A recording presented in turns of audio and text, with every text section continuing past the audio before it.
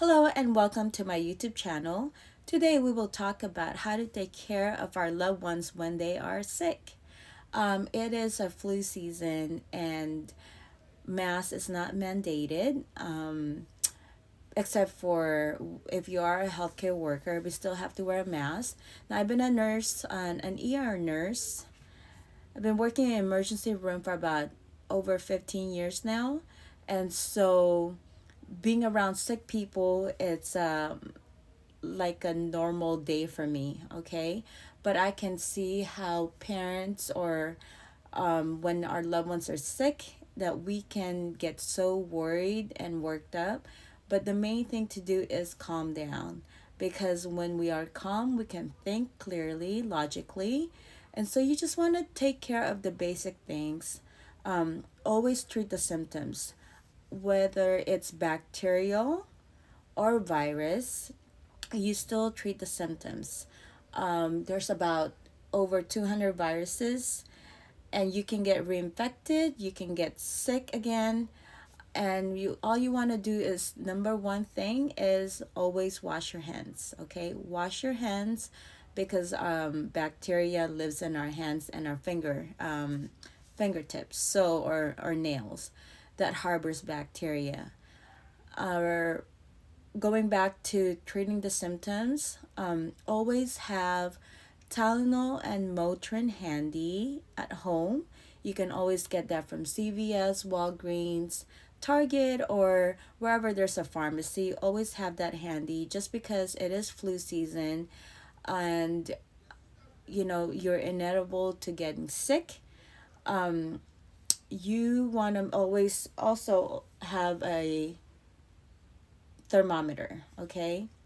This is not as accurate.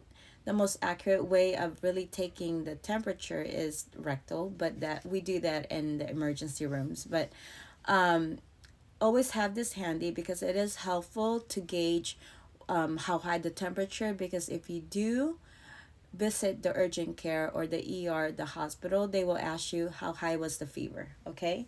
And you always want to hydrate because when you do have a fever, it takes a lot of energy and actually the fluids. Our body is made up of 70% of water, so you want to make sure that you hydrate.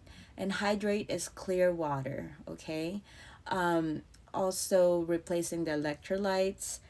You also, because of the COVID season, I have this O2 sensor.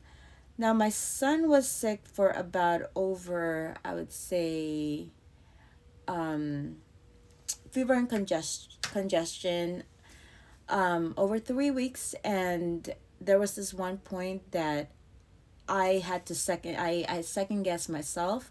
I thought I missed something.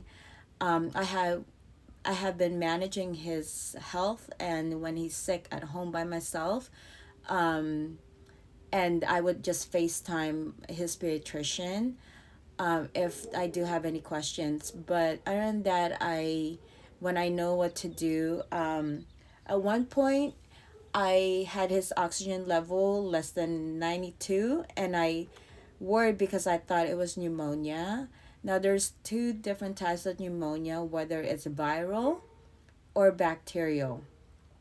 Bacterial responds to antibiotics, and viral doesn't. But I um, treated his congestion.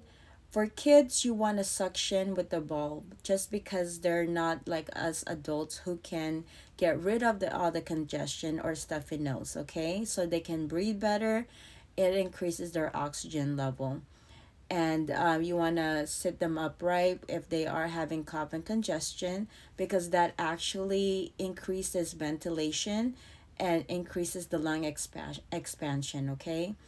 Um, Also, you want to make sure that your little ones do follow up with the pediatrician, and you want to follow up and to make sure that they're not getting worse, but they are getting better.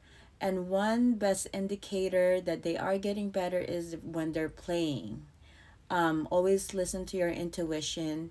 just because they are our loved ones. And it's quite scary for some moms who are not around healthcare, or if there is, um, if it's their first time having a kid and taking care of their kids being sick. Also, you want to make sure that you protect yourself at all times and wash your hands. And I hope my little tips actually is helpful. So always have Tylenol and Motrin, a thermometer, an oximeter, okay? And you want to make sure that they do follow up with their pediatrician or primary care health physician to make sure that you're doing things right, and um, always treat the symptoms.